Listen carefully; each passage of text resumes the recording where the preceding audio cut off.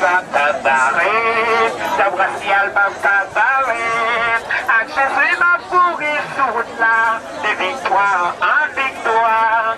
La oui pas Tabaret, Tabrasial Tabaret. I was really hungry for what was real. I was really hungry to live out the gospel in a really simple way.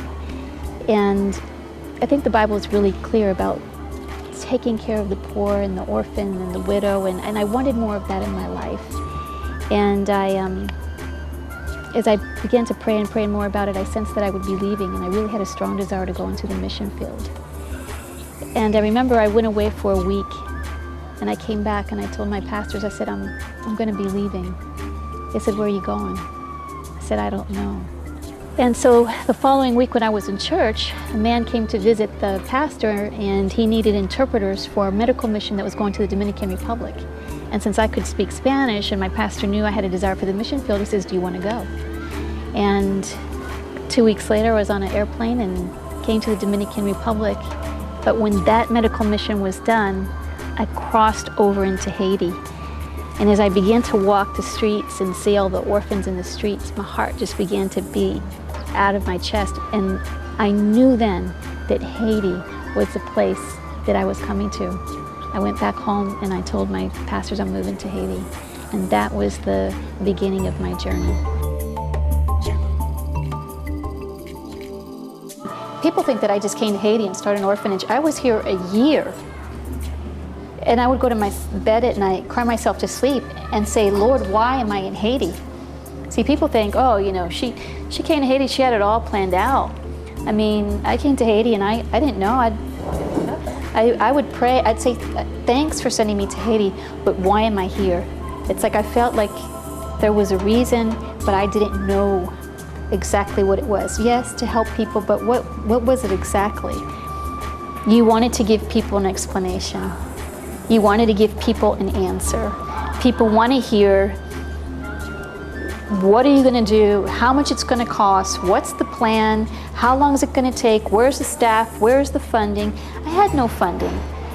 You know, I couldn't tell you how much money it was going to take. People back home thought I was making a mistake. And even the people that really loved me, I mean, they were making bets that I would only last 6 months. I was told that I was illusioned because I had never done missions before, that it was a lot harder than what it seemed. I didn't know what was going to happen, but I did feel the leading of the Lord to just go and that He would be with me. I went to the border of the Dominican Republic in Haiti. And there was this open-air restaurant where the orphans would always hang outside the windows. It was like, you know, they sell fried chicken and plantains.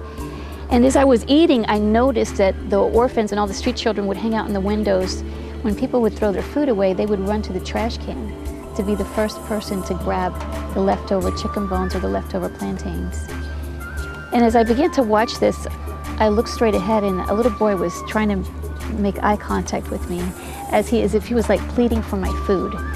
And I just said, wait, you know, I just said "Tan" in Creole, and I just told him to wait because I wanted to buy him his own plate of food when I was done.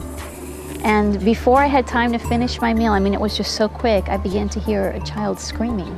And so I looked out the window and I looked out that door, and the same child that I had just said wait to was outside, and he was being whipped by a man who had been herding his cows that day, and he had a long whip, and he was holding the boy, and he began to whip the boy in his legs and whip his ankles, and the boy was screaming. And there was people just kind of froze. They saw this happening, and nobody moved. And I remembered I left my food and I stood up and I ran out to the street and I grabbed the man by the collar and I began to shake him. He threw the boy down on the floor. I think I surprised him. I was really startled, and I grabbed the boy and I went inside and I ordered a couple plates of food, and I took the boy and his friends a couple blocks away. And I remember as I walked back home that day, I had tears in my eyes, and I just began to think. I said to myself, this this is my defining moment. This is why I'm here. These children don't need to eat out of trash cans, and they need to know that God loves them. And it's not like I had a burning bush experience. It's not like God spoke to me audibly. I just knew in my heart that that's what I needed to do.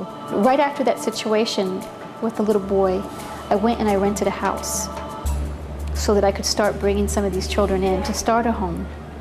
And I remember that Christmas of December of '99. I had the house, but I didn't have the children. I didn't have the staff. I just had empty beds. And I remembered I had my Christmas dinner sitting on the floor. I had a little ice cooler, and I used the top of the ice cooler as a table. And I sat on the floor and I had my meal. I wasn't depressed. I wasn't sad. As a matter of fact, I was really excited because I felt like this was exactly where I was supposed to be. And after I ate, I remember I took a candle, because at that time I didn't have any water or electricity in the house. And I had just purchased 20 beds. And I went from bed to bed, and I laid my hand on each bed and I began to pray for the child that would be coming to the orphanage and that would be sleeping in that bed. And that's where we started. We started out with 14 children, and the Lord kept adding on until we just continued to grow and to grow.